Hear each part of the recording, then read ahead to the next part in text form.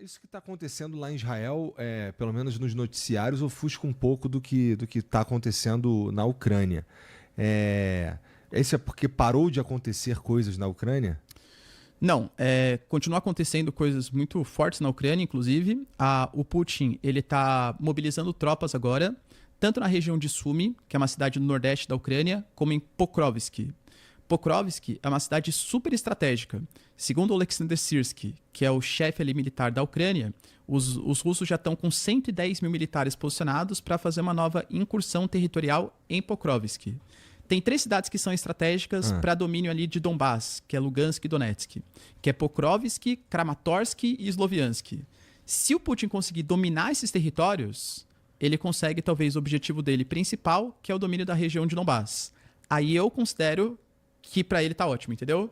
Talvez assim, a cerejinha do bolo que falta é o domínio dessas 3 cidades, para a consolidação de Donetsk e Lugansk. Se ele dominar, os objetivos foram atingidos. Elas são estratégicas por causa das posições? Por exemplo, Pokrovsk é uma cidade que tem muitas minas de carvão, então recurso natural sempre é bom, claro, e é uma cidade que ela é utilizada como via estratégica de rodovias, ferrovias, é um ponto utilizado também como base militar, então dominar essas cidades meio que facilita o domínio para as outras que são estratégicas para o Putin. Só que o Putin, hoje mesmo ele se envolveu na verdade, a semana passada, né? Ele se envolveu numa complicação que talvez ele não quisesse muito, que é uma briga com o Azerbaijão. Por quê? No comecinho do ano, não sei se você lembra, Igor, teve um avião comercial do Azerbaijão que ele caiu. Ele estava indo do Azerbaijão em direção a algum país, não lembro qual exatamente, e ele passou pelo espaço aéreo da Rússia e a defesa da Rússia acabou atacando o avião comercial. Aparentemente foi sem querer, não foi um ataque proposital, mas matou civil e tal, né? E o Putin, ele nunca pediu desculpa oficialmente por isso. Falou assim, não, a gente vai averiguar, ver o que aconteceu, mas desculpa oficialmente não pediu. Já abalou um pouco as relações.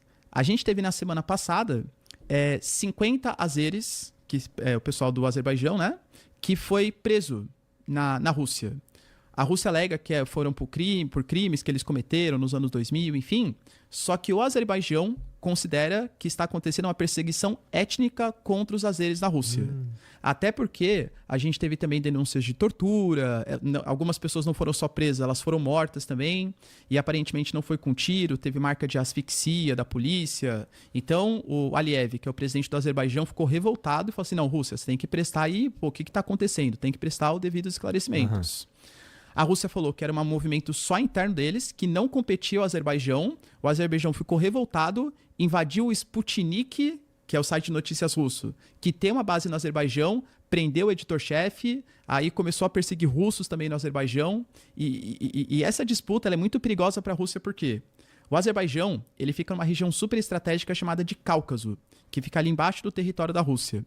É uma região que passa gasoduto, oleoduto, o Azerbaijão mesmo é um bolsão de gás natural. E o Azerbaijão é um país muito estratégico naquela região do Cáucaso. Tem Armênia, Geórgia e Azerbaijão. Os grandes aliados dos russos ali são os armênios. Só que a Armênia meio que rompeu relações com a Rússia no ano passado. Por quê? Tem um conflito entre Armênia e Azerbaijão, que é uma região chamada de Nagorno-Karabakh. E quando os azeres partiram para cima, o que a Armênia esperava? Que a Rússia defendesse o território para os armênios. Só que a Rússia estava envolvida num conflito com a Ucrânia e tal, e não ajudou os armênios. Se a Rússia ajudasse a Armênia contra o Azerbaijão tem um outro aliado muito importante na região, que é a Turquia. E aí ia complicar para o Putin, por quê? Ele ia comprar uma briga com o Azerbaijão e com a Turquia, em meio ao conflito com a Ucrânia. Então meio que o Putin abre mão, entendeu? Pô, a Armênia se ferra aí, vai perder o território de Nagorno-Karabakh, e o Azerbaijão gosta do Putin? Mais ou menos, né? Uma relação de mútuo respeito, vamos colocar assim. Agora, com essa disputa que está acontecendo de prisão de jornalistas, perseguição de azeres, perseguição de russos, isso pode fazer com que essa região que é tão estratégica e o Azerbaijão, que é grande aliado do Erdogan, da Turquia, seja mais o inimigo do Putin. E aí pode ser um ponto de preocupação pro Putin. Daí ele vai ter que prestar atenção em 2 lugares ao mesmo tempo, né? Exato. Tanto que as palavras da Rússia, elas foram todas no sentido de tentar apaziguar a situação. Não, a gente fez isso, mas não é perseguição étnica, é só por questão mesmo de eram criminosos. Mas aparentemente o Azerbaijão não está muito disposto a aceitar o pedido de desculpa, não. Os caras estão considerando que sim, a Rússia faz perseguições étnicas contra os azeres na Rússia. Cara, e a Rússia tá. E lá na Ucrânia, a Rússia tá investindo para valer nessas 3 cidades que você falou. E se eles conseguirem isso daí, a gente pode esperar que o Putin dê uma segurada nessa guerra aí. Acho que Porque sim. é o grande objetivo dele, é aquela região. Exato. Resolvido isso daí, a princípio, dá uma esfriada. Exato. A tendência, né? Hoje o Macron ele ligou pro Putin também. Os dois falaram numa tentativa de cessar-fogo e tal.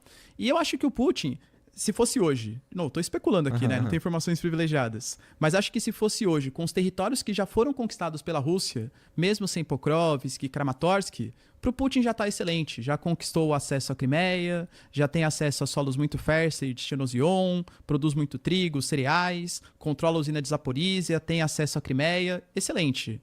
É que ele vai tentando postergar o conflito, porque para ele faz muito mais sentido continuar a guerra, já que a Ucrânia está mais frágil e possivelmente perdendo o apoio dos Estados Unidos.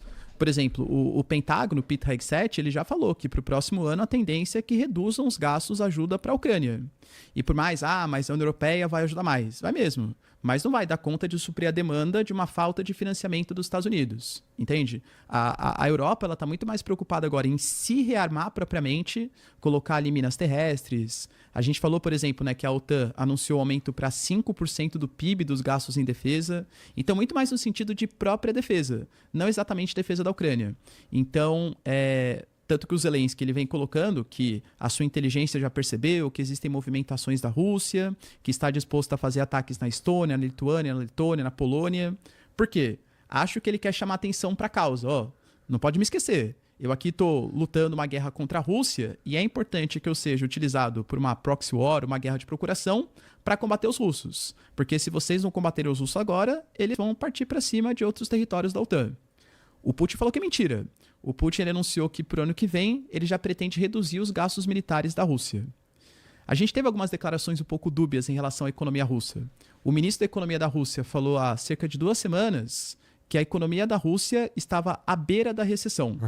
Depois que ele falou isso, no dia seguinte ele mudou a opinião, falou assim, não, mas calma, eu falei à beira, não quer dizer que está na recessão, tem que mudar algumas posturas, tá? Deve ter sofrido uma pressãozinha interna ali, né? E o Putin anunciou também que vai reduzir gastos militares. Hoje, a Rússia gasta 7% do PIB em defesa. Se for pegar todos os gastos federais que a Rússia tem, cerca de 35% é só no setor de defesa. A Rússia tem que manter um juros altíssimo para receber investimentos, isso dificulta financiamento, isso trava a economia. Para a Rússia é meio complicado também sustentar essa guerra. Então penso eu que a Rússia ela aceitaria fazer um cessar-fogo agora, se comprometendo o Ocidente a praticar o fim das sanções, tal, porque seria bom para a Rússia também. Entendi, faz sentido.